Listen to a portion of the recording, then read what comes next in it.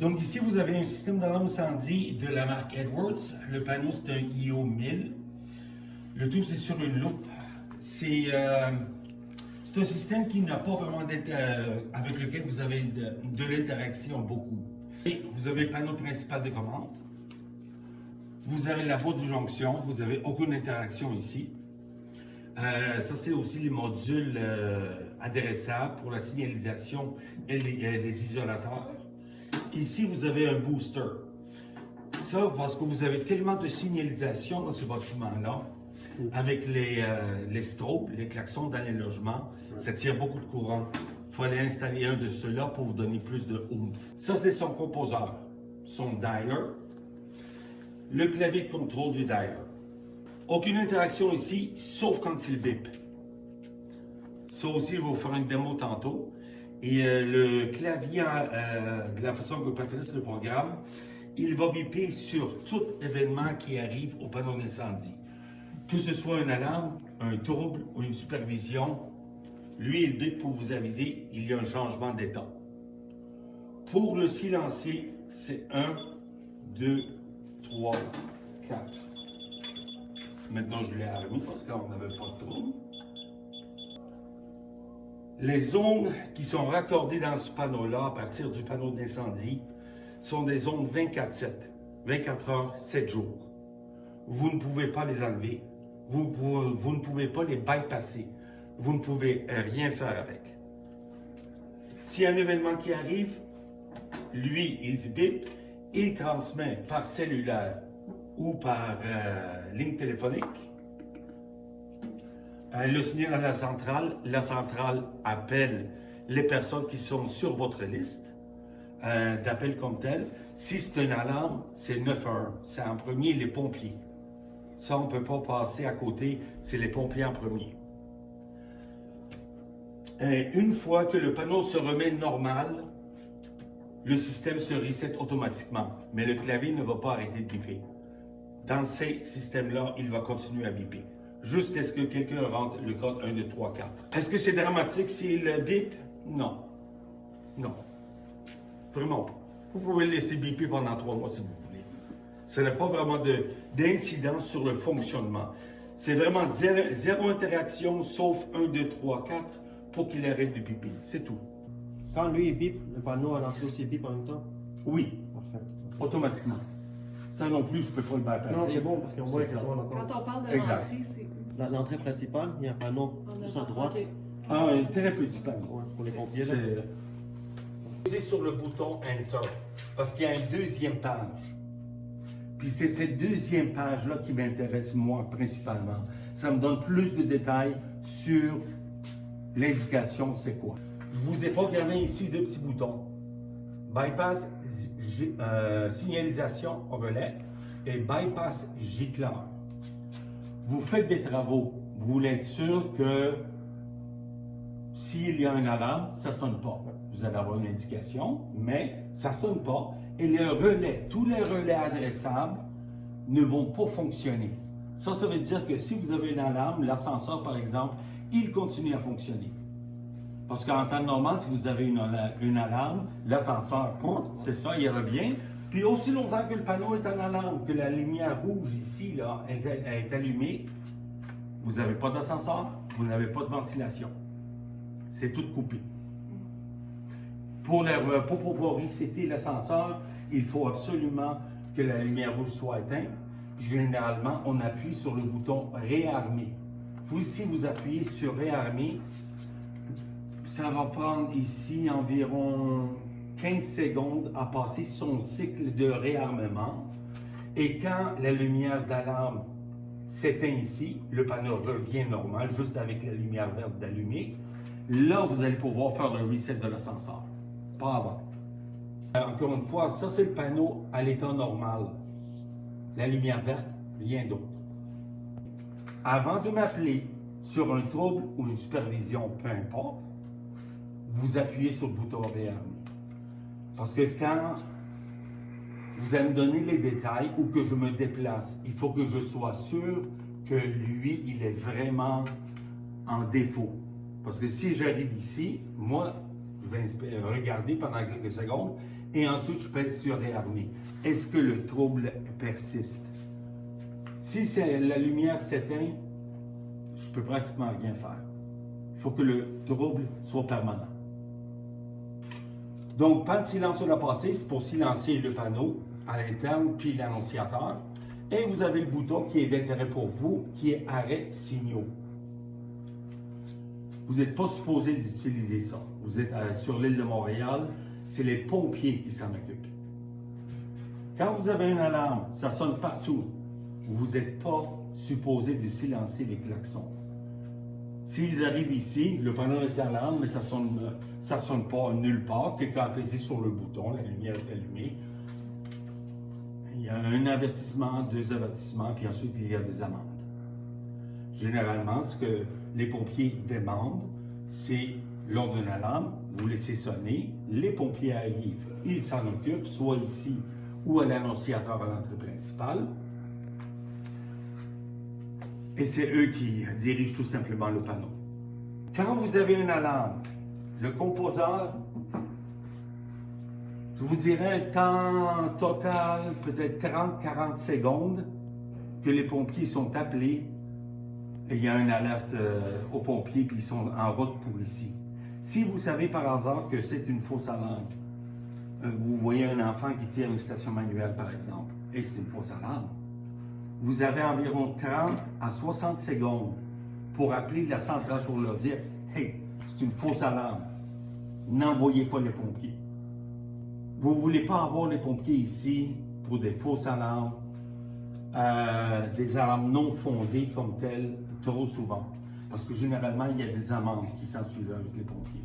Je ne parle pas pour les pompiers. Okay? C'est juste pour vous dire c'est quoi les procédures normales.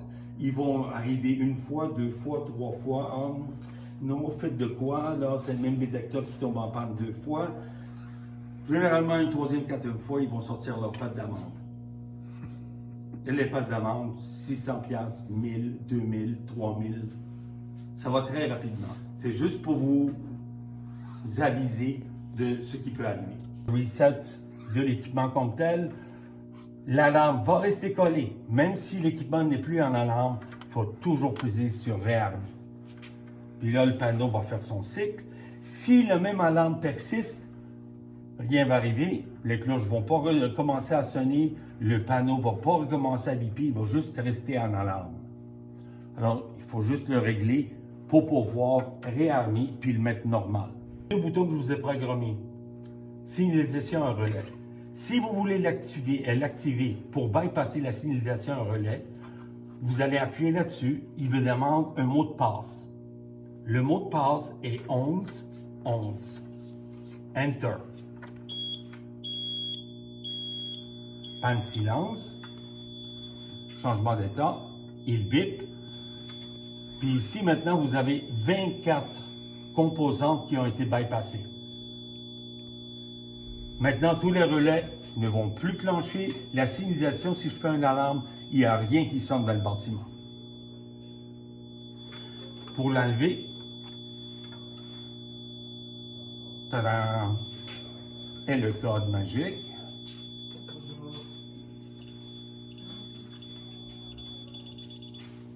Voilà. La même chose pour les gicleurs. Si les gars du gicleur arrivent ici, il va faire des travaux, il faut qu'il fasse écouler de l'eau. Je remplace une tête de gicleur, c'est pas compliqué. Il faut appuyer là-dessus, puis tout ce qui est gicleur, les valves et les débits ne vont plus rien donner comme activation au panneau. Alors, s'ils font un débit, l'alarme ne va même pas rentrer parce que c'est bypassé. Puis évidemment, quand vous appuyez là-dessus, ça tombe en trouble, ça appelle la centrale. Si quelqu'un oublie de l'enlever, dans 24 heures, la centrale vous rappelle « Allô ?» et le panneau va rebiper. « Allô? Faites de quoi? » Ou vous confirmez tout simplement avec une panne silence et ça va arrêter pour un autre 24 heures. Maintenant, je n'ai pas besoin d'entrer le code 1111, là, vous allez voir. Je vais maintenant bypasser les gicleurs. J'appuie là-dessus. Parce que tout ce qui est gicleur maintenant bypass. Il y a 30 composantes qui ont été bypassées. Les gicleurs ne feront plus rien au panneau. mais le panneau va rester en trouble.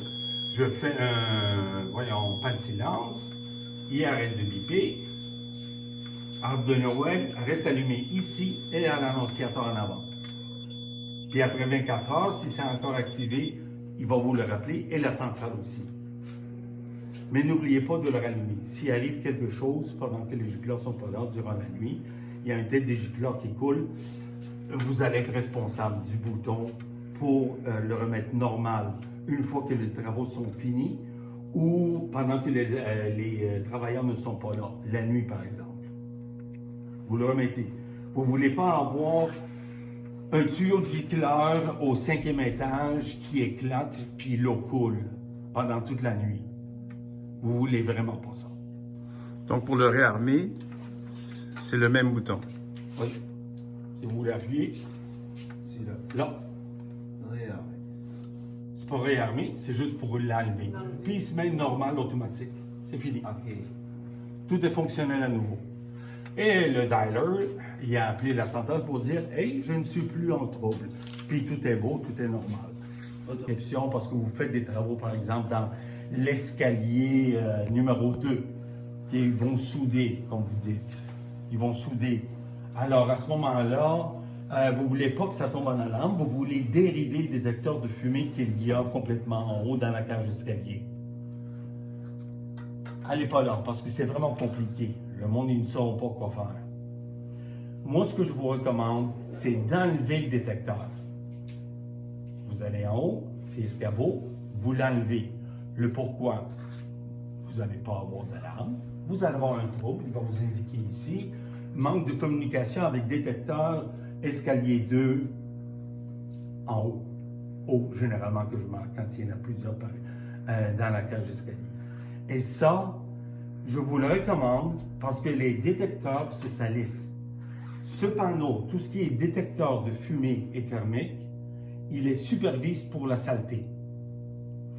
Si vous faites des travaux, il va se salir. Il va dégrader, dégrader, dégrader. Si vous l'enlevez, il n'y a pas de dégradation. OK. Il va rester propre plus longtemps. Un détecteur est supposé de vous durer au moins 10-15 ans en temps normal. S'ils sont entretenus, si les endroits sont propres, ça peut vous durer 20 ans. Si vous le salissez, vous sablez sur tous les murs, des affaires comme ça, 5 ans, 6 ans. Et comme je vous ai dit tantôt, si vous avez un détecteur ou des équipements à remplacer, c'est de l'alarme incendie. OK. Là, j'ai... Le détecteur, quand vous le remettez, il va se mettre automatiquement normal, automatique. Les troubles, les défectuosités dans ce panneau-là, 99% des troubles, le panneau revient normal quand le trouble est réglé. Aucune intervention, ça se fait automatique.